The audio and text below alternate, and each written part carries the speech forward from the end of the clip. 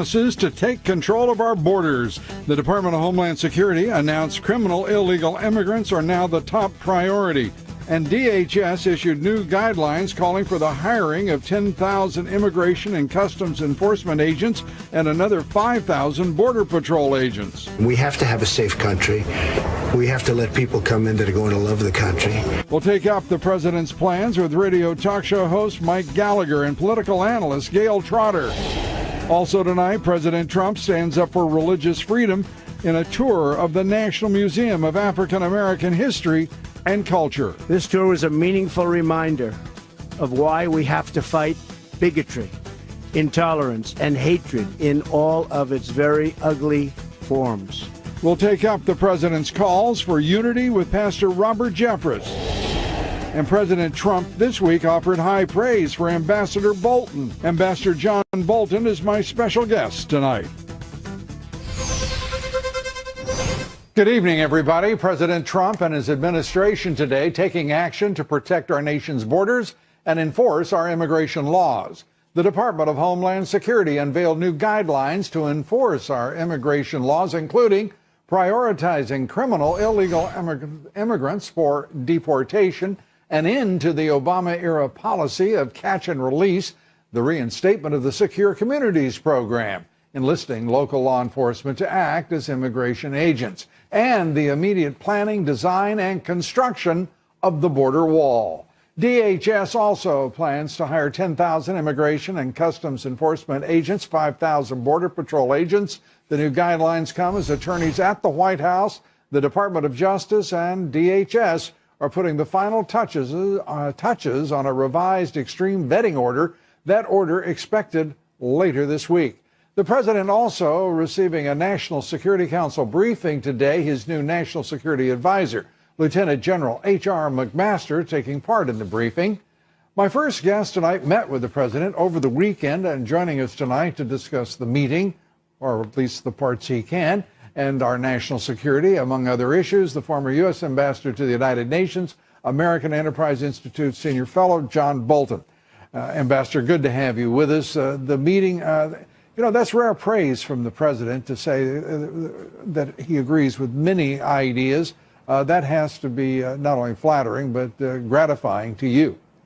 Well, it was a great honor to hear him say that, and we did have a terrific meeting. I enjoyed it very much. He would have been a good trial lawyer. He'd keep those witnesses moving along.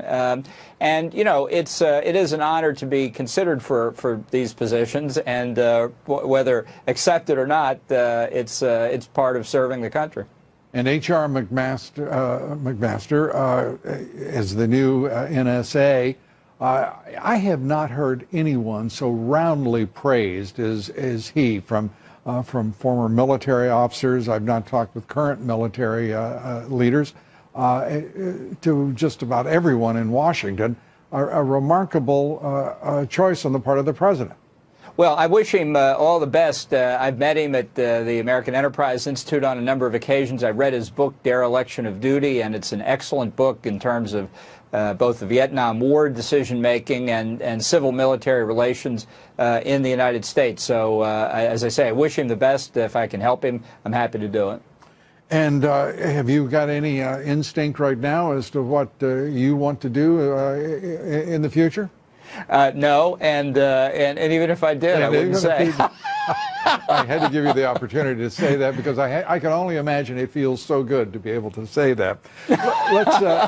Let's turn to NATO. The vice president also being complimented by President Trump for his handling of his mission in Europe, where he basically was very strong, reiterating the president's request, if you can call it that, or demand more properly perhaps, that NATO get into the business of funding its own defense and to do so straight away. Yeah. No, I thought the vice president had an excellent series of meetings and public remarks across Europe. It was reminiscent in some respects of when the Bush 43 administration came in. Many Europeans had been afraid that the United States would get out of the ABM treaty, would build a national missile defense system, and then retreat behind it. That was never going to happen, but it took some time to explain it to them. And I think the vice president was able to say, look, we're committed to NATO. We expect now our European friends to be committed to the commitments they made to spend 2% of their gross national product on defense. And I think the message was very clearly delivered. There was a moment as the NATO Secretary General was making remarks with the vice president at his side, where he did one of those little cute things, where suggesting that there'd been a bit of turmoil in the, it seemed as if he was inviting the vice president to acknowledge a divide between himself and the President of the United States, and to watch that just evaporate from his face as the Vice President spoke, it was truly a rewarding sight. I mean, what do these people think? That there's, I mean, they play cute, and they think that because the previous president played cute, that this administration is no different? Surely not. Let me put it this way. Europeans and others around the world are used to having representatives of the United States government say, well, that's what they're saying back in Washington. Really, I agree with you, but I'm just here to carry out my instructions. Wink, wink. And that's the kind of thing that undercuts presidents, particularly ones who are fundamentally changing direction. So I thought the vice president did exactly what vice presidents need to do, and I think there's a virtual guarantee there will be not an inch of difference between Trump and Pence in their various personal appearances. To see the strength of the vice president and also the strength of his words as he leveled them at NATO was actually fun for me to watch, given my worldview. Let's turn to a worldview that's changing rapidly, and that apparently is the Russian worldview. Vladimir Putin reportedly telling state-run media, as if there were another kind in Russia, that he no longer wanted to see flattering portrayals of President Trump and his administration. This looks like a remarkable reversal on the part of an expectant Putin. Yeah. Well, look, this is something that I think President Trump himself sees, and it may be counterintuitive to the received wisdom in Washington under the last 8 years of Obama. But the best way to get Russian cooperation on any issue you might have in mind, terrorism or whatever it would be, is to have a strong American president. A president that Putin respects and understands is going to stand up for American interest, as opposed to one who, speaking of these kinds of wink-wink remarks, has the famous off-mic conversation with then-President, Russian President Medvedev, where he says, tell Vladimir I can be more flexible after the election. Right. They're not going to hear that from Donald Trump, and I think they're beginning to get used to it. To watch the specious nonsense in the left-wing national media is they don't in any way seem to have a global comprehension of the ideological maneuvers that are taking place. That is, as if the left wing of the Democratic Party is not closer to the views of a Russian ideology and history than the Republican Party itself and conservative America. And then to watch the national liberal media, left-wing media, play this Russian connection to the Trump administration it's highly amusing. Your thoughts? Yeah, no, look, and I tell you who it's most highly amusing to, the people in the Kremlin saying, there go the useful idiots in the American media playing this up again. I mean, it's not Marxist doctrine anymore, but right. The Marxist analogy holds, as Trotsky used to say and Lenin, the capitalists will sell us the rope that we'll hang them with. And I'm sure they're laughing the same way today in Vladimir Putin's office. Yeah, it's quite something, and to see suddenly the scurrying, trying to understand why the Trump administration supports NATO. Russia is quickly trying to adjust its view of the Trump administration. The only people missing the story just happen to be those who are covering it in the national left-wing media. Ambassador, it is always great to see you. We appreciate your insights as always. Thank you, sir. Thank you so much, Lou. Always glad to be with you. Ambassador John Bolton. We're coming right back. There's a lot more to cover here tonight. Some of it has to do with that left-wing national media, but there's a lot of other areas we have to explore as well. Stay with us. You don't want to miss a moment. The Trump White House expanding its crackdown on illegal immigration. The message from this White House and from the DHS is that those people who are in this country and pose a threat to our public safety or have committed a crime will be the first to go, and we will be aggressively making sure that that occurs. That is what the priority is. We'll talk about that with Mike Gallagher and Gail Trotter here next. President Trump denouncing recent attacks and threats against the Jewish community. President Trump called for an end to religious bigotry. We take all of that up and much more straight ahead. Stay with us. We'll be right back. Riots erupting in a heavily immigrant suburb of Stockholm. Mass looters setting cars ablaze, throwing rocks at police, injuring one officer. It came just days after President Trump had been criticized by some, especially some smart aleck government types in Sweden who were calling out their idea was to call out the president because he called out Sweden alongside a list of European targets of terror. They demanded a clarification, doggone it, or however the Swedish say it. The government even called the president out on Twitter saying, "Hey, Don, this is Sweden speaking." It's nice of you to care, really, but don't fall for the hype. Facts, we're okay. Well, not last night, not the night before. Rioting in Sweden that is only now coming to terms with the immense immigration crisis they have on their hands. So in this country, Immigration and Customs Enforcement agents, still have a lot of work to do. 680 illegal immigrants detained by ICE in raids just this month. That's a fraction of the more than 950,000 immigrants slated for deportation who are still free. Joining me now, attorney, political analyst Gail Trotter, Mike Gallagher, host of the Mike Gallagher radio show on the Salem Radio Network. Great to have you both with us. And Gail, this is a president who is delivering on his promises. In this instance, you could just see people reacting to the White House press secretary, Sean Spicer, who again, I think handled himself brilliantly today, talking about simply they're enforcing the law. That people who have committed crimes in this country, let alone any illegal immigrant, doesn't have a right to be in this country. Right. The Trump administration is going to enforce the law. And this is newsworthy only in the context of the prior 8 years of complete lawlessness on our immigration law. And like you said, the Trump administration is fulfilling its campaign promise. And the mainstream media, the leftist media, is going nuts about this. We're still going to have people coming into the United States, but they're going to comply with our laws and they're going to do it legally. And that's what Trump's winning message on the campaign trail was. Well, I'm listening to your message, Lou, and you're talking about, I don't know if people even stop and think about what 950,000 illegals slated for deportation. Who've already gone through the process. Been through the whole routine. Deported. Deported. 950,000. This is not an insignificant statistic. Of course, Gail is right. The entire foundation of Donald Trump's campaign, when he came down that escalator at Trump Tower, was to crack down on illegal immigration, and that's what he's doing, and that's what the American people who voted for him certainly are expecting.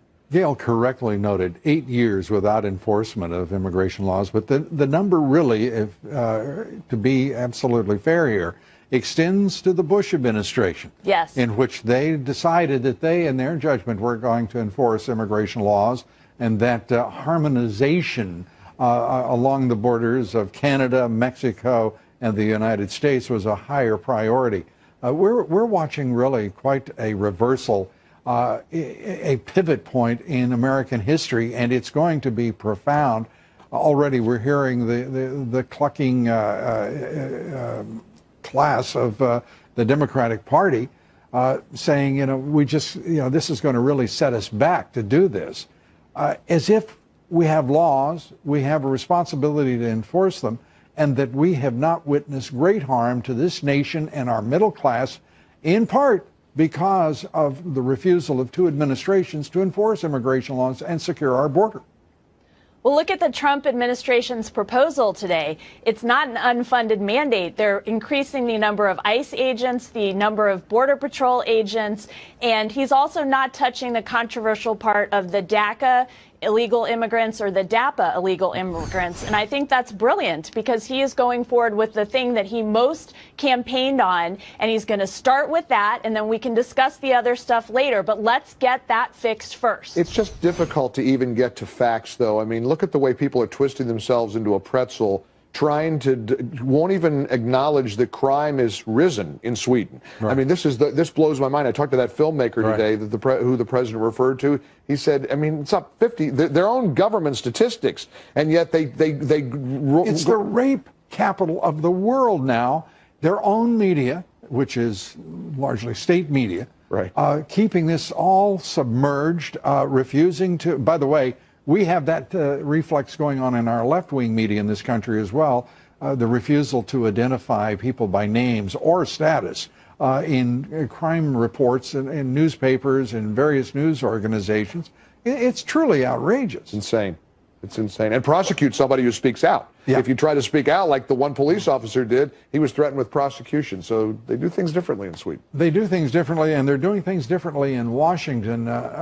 Gail, this is an administration that I think is starting to really make headway in focusing the public attention on the national left-wing media that's covering them. You know, I didn't notice a single reporter today, we'll see what the stories show tomorrow, that managed to connect the fact that the Border Patrol, Immigration and Customs Enforcement, will have the authority to apprehend a illegal immigrant who is not a quote-unquote criminal illegal immigrant if they're caught up in the arrest of those criminal illegal immigrants. What they're really saying is there's somebody who knows who these people are and the fact they shouldn't be in this country and that they're breaking our laws and ruining and taking, in some cases, American lives. This is a sensible policy, and not one person seemed to take note of that connection between lawful, well, not lawful, but non-criminal illegal immigrants and the criminal, the almost 1 million who are already set for deportation. That's an important point. And back to the point about Sweden, the fact that the government of Sweden is doing such disrespectful tweets to our president should upset everyone. And when you think about their interest in suppressing the information about the status of women in their country and in relation to the problems they're having with their refugee community, it's no surprise that they're trying to divert attention to what's happening in their country and trying to pick a fight with the president of our country. The fact that Germany and Sweden have decided to commit national suicide through these mad refugee and immigration programs that they initiated, they're paying the immense price for it now. I think that you know, it's just stunning for Americans to be watching. But you've been clear as a bell on this for years, Lou, so it must be interesting to sit where you sit. 'Cause I'll bet you never thought it would come to this kind of conclusion with a president who's as determined as you've been to secure our borders and to declare our sovereignty. Well, I've been doing this a lot over the years. Mike Gallagher, Gail Trotter, thank you both for being with us. We appreciate it. Great to be with you. Be sure to vote on our poll tonight. Does it seem odd to you that the left-wing news media doesn't seem to comprehend that a nation must control its borders and those who are allowed to cross those borders in order to be a nation? Cast your vote on Twitter at Lou Dobbs. Why is, you know, for such a savvy bunch, the left-wing media seems to have cognitive limitations? I don't understand it. Follow me on Twitter at Lou Dobbs. Like me on Facebook. Follow me on Instagram at Lou Dobbs Tonight. There's a corporate divide emerging on tax reform. Chief executive officers of 16 companies, including Boeing, Caterpillar, GE, writing a letter to Congress urging them to pass comprehensive, I love it when they start talking comprehensive. That scares everybody. It should. Comprehensive tax reform, not just tax reform, including a border adjustment tax, which would raise the prices of just everything, irrespective for consumers in this country. The retail CEOs met with President Trump last week to argue against that very border tax. Retail or manufacturing? Let's come together and reason. On Wall Street today, another record-breaking day for stocks. The Trump rally continues, up a mere 119 points. The Dow, the S&P up 14, the Nasdaq up 27. All three indexes, that's right, new record highs. Goldman Sachs says there's cognitive dissonance in the market. Volume on the big board, 3.5 billion shares. Since the election, the markets have posted $2.9 trillion in market cap gains. Wow.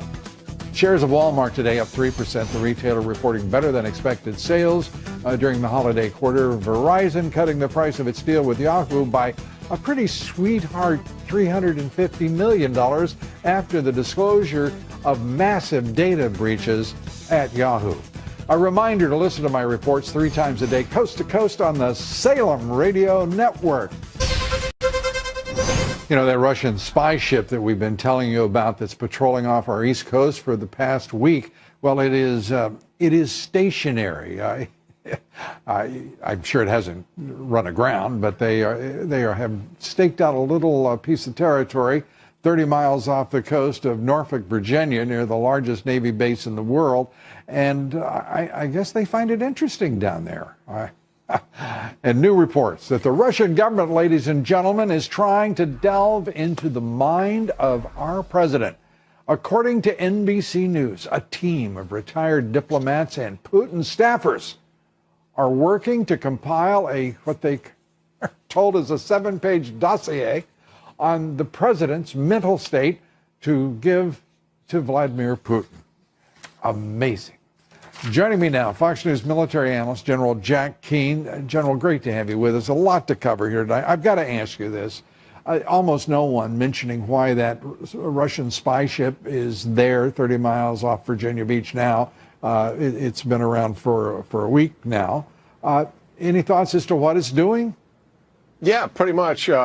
Listen, they primarily use submarines to spy on our coastline and our activities at our naval installations in particular, and some of our communication sites.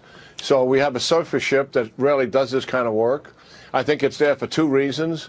One, it's all about the publicity and the attention that it's receiving, particularly while the Munich Security Conference was going on, right, and our leaders are visiting in NATO.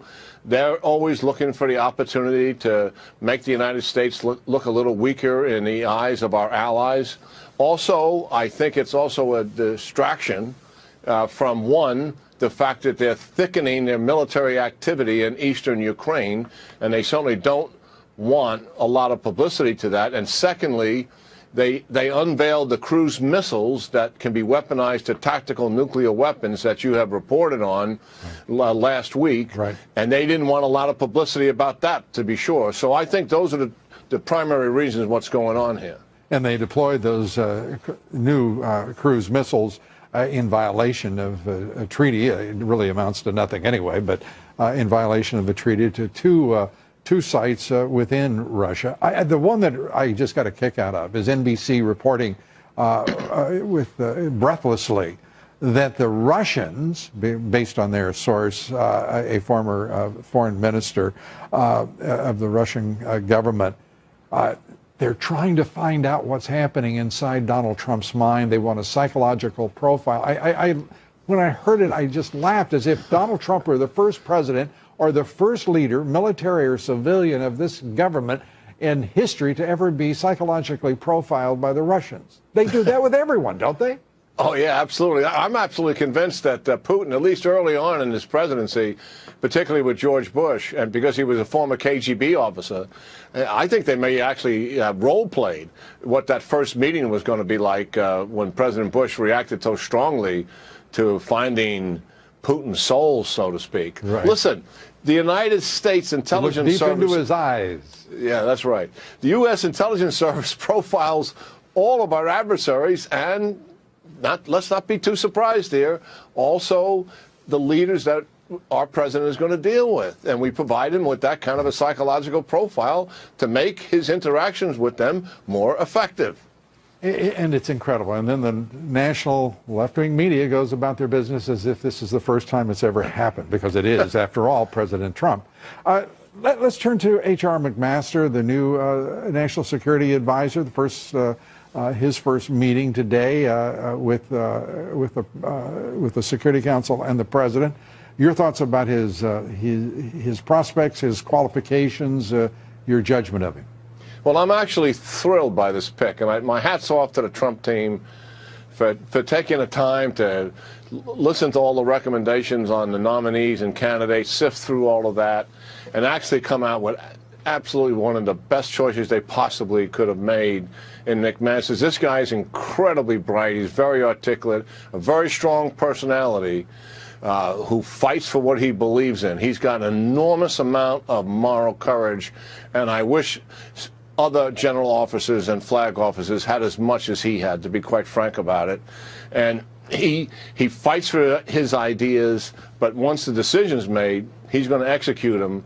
He's a bit of a change agent, to be sure, and he's also an iconoclast. And he will fit in well with the big egos that show up in any White House. He's got one himself, but he also works well with the team. And he'll have that NSC, I'm absolutely convinced of it, humming. And with that, the president continues to make terrific choices for the key roles in government, and now has, I believe, 9 more in the cabinet to get confirmed, making progress. And General, it looks like that Russia is just going to have a different relationship than they expected with President Trump. Your thoughts on that very quickly? We're a little over, but I want to get your... There is no doubt about that. All of President Trump's key advisors have spoken publicly.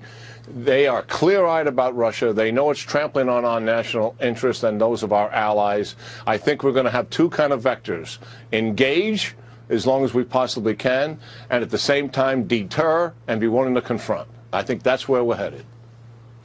General, great to have you. Thanks so much. General Jack Keane. Good talking to you. The Supreme Court today hearing arguments in a cross-border shooting case. Justices deciding whether the family of a Mexican teenager can use U.S. courts to sue a U.S. Border Patrol agent who fired across the border into Mexico and killed their teenage son. Joining me now, criminal court judge, trial attorney, Judge Alex Ferrer. Good to have you with us. It's always great to be here, Lou. Thank you. This is I would think, a straight-up case. It's going to be decided Democratic and Republican appointed justices. What do you make of it? It's not an easy issue, and it's one that does need to be resolved, but it's not an easy issue because it's a question of whether the constitutional rights extend beyond the border, and especially to somebody who's not a U.S. citizen, who's not on U.S. property, who's killed by somebody who is on U.S. soil. It's a bizarre case, but it happens quite a bit. Why would we do that? That's inane. Well, with all deference to the great justices who might find that. Well, there were cases. There was a case before years ago that really cast doubt on the ability to bring such action. You know, this is a tragic case, 15-year-old boy killed, and that case basically held the constitutional rights and protections end at the border of the United States. But since then, remember, the Guantanamo Bay cases came about where prisoners were being housed in Guantanamo Bay and they were demanding constitutional rights. And the U.S. Supreme Court issued an opinion that seems to move in the direction of extending rights beyond. But here we're dealing with a different issue altogether. Right. The idea of extending the Constitution to nationals of another country who are not on U.S. soil. Not on U.S. soil. I mean, I don't even begin to comprehend. And they're not on the U.S. territory or U.S. controlled territory like Guantanamo Bay. They're basically. Why couldn't there be a summary judgment here and be done with it? I mean, this is beyond ignorant. Well, they are, but this is up on appeal. I mean, it's going to the Supreme Court. You know, I understand it's there. So they were, But in other words, they did lose. They took it up. It seems to me the Supreme Court should dismiss it out of hand if they've got any. And now with the Trump administration increasing enforcement along the border, you're going to have more issues like this where more Border Patrol agents are dealing with cross-border confrontation. Perhaps people shooting at them or something. They're going to shoot back. And and this case was particularly tragic because it was a 15-year-old boy, and he was killed. He was killed. But this is going to have to be resolved. Let me help the justices. This is Mexico. This is U.S. You want to draw the little stick? This is our Constitution. This is theirs. I mean, it's absurd, the level of and the repercussions. Because once you open that door, then it opens the door for people all over the world to sue Americans. Yeah, why not? It's a question about the civil rights. Do they have civil rights under our Constitution when they're not here? Question, and that's in the California case where the officer was shot today by an early release. Why on God's green earth would the Supreme Court create an order in which people are released from prison rather than order California to build more prisons to keep dangerous people in? Because the Supreme Court can't order California to spend money on prisons. They don't have that power. So they can just order to release? They can say you cannot keep housing them in here like cattle. If you go to countries like Venezuela, they house them like cattle, and they also don't feed them. Family has to come and feed them. Got it. But so they can't order them to build prisons. The United States should be responsible for Venezuela, too. Yeah, right? So all they can do is say, look, you get to a certain threshold, you can't keep housing people there. But, California makes really bad decisions about how they want to spend their money. I mean, realistically, they're not protecting their citizens. They're letting really serious criminals like this guy, who's a gang member, armed robber. California is... And then they spend money on fighting Trump on his immigration policies, Well, I'll tell you, between the Supreme Court and California, you've got a bag of mixed nuts there. Judge, thanks for being with us. We appreciate it. It's always a pleasure, Lou. Thank you. Judge Alex Ferrer. Growing concerns that Russia may have carried out a secret nuclear test, perhaps in the Arctic. Traces of dangerous radiation has been detected across Europe. Last month, the public was not alerted until just a few days ago. Those concerns over iodine, the isotope, prompting the United States Air Force to send a special nuke-sniffing plane to the UK to help determine what these particles are and how they got there. Right now, at least no one is saying who or what the source of those isotopes, dangerous, cancer-causing iodine isotopes are. Well, up next, President Trump today condemned anti-Semitic incidents that have taken place. The anti-Semitic threats targeting our Jewish community are horrible and are painful, and a very sad reminder of the work that still must be done to root out hate and prejudice and evil. We'll be taking up the issues of religious bigotry and intolerance with Pastor Robert Jeffress. Here next, stay with us. We're coming right back.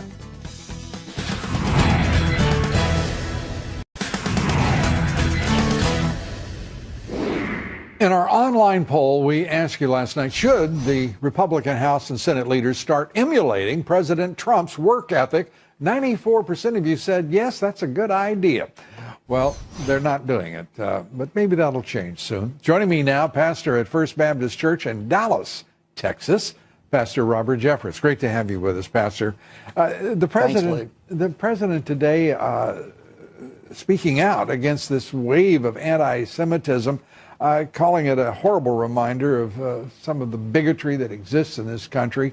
It was refreshing to hear him take up that issue. It was, Lou. And look, the Trump administration is the most pro-Israel, pro-Jewish administration we've had in decades. And you've seen that illustrated by President Trump's appointment of David Friedman as ambassador to Israel, by his support of Netanyahu, by his commitment to protecting Israel against her enemies. And Lou, I believe if indeed there is a rise of anti-Semitic behavior in our country, it's because these evil haters of the Jewish people are enraged by the solidarity they see between Donald Trump, the Jewish people, and the nation of Israel. Yeah, there are a lot of folks getting enraged at President Trump because he is going in directions with a different demeanor and purpose than they've ever seen in a president. It's wonderful to watch. And he was responding to a tweet from Hillary Clinton, which I don't know what kind of breakthrough that is, if it is one, but it seemed to me a generous response and helpful that she would address the president so. Yes, I agree with that. And Lou, I think we need to be clear that the real anti-Semitic group in our country today is the liberal left, who would deny the Jewish people their homeland, which has been theirs for thousands of years, and the liberal left that wants to minimize and even enable the enemies of Israel who want to exterminate her from the face of the earth. That's anti-Semitism. The left also blasting Melania Trump, the First Lady, for her prayer. I mean, they are attacking her as no First Lady has ever been attacked, and without response from anyone in the national left-wing media. This is abhorrent. It is, and it's an illustration of the hypocrisy of the liberal left. I mean, look, for the last 2 weeks, you've had the liberal left hyperventilating over President Trump's criticism of the press as if he were endangering the First Amendment. Well, the same First Amendment that protects the freedom of the press also protects the free exercise of religion for everyone, including Melania Trump. The idea, though, that this is an attack on women. It is an attack on Christianity. This is an attack that is so outside the bounds of our tradition that a First Lady would be so attacked. Yeah. Yet not a response from any quarter. It is of the left-wing media. Let's cut to the chase. Had this been another First Lady quoting a Muslim prayer or a Hindu prayer, she would have been celebrated by the left. To the left, the only religion safe attacking is conservative Christianity. Thank goodness you cut to the chase, because we're out of time. Pastor Robert Jeffress, good to see you. Thanks for being with us. Thanks, Lou. That's it for tonight. Thanks for being with us tonight. Congressman Mark Meadows, Paul Sperry, Nigel Farage among our guests tomorrow. Good night.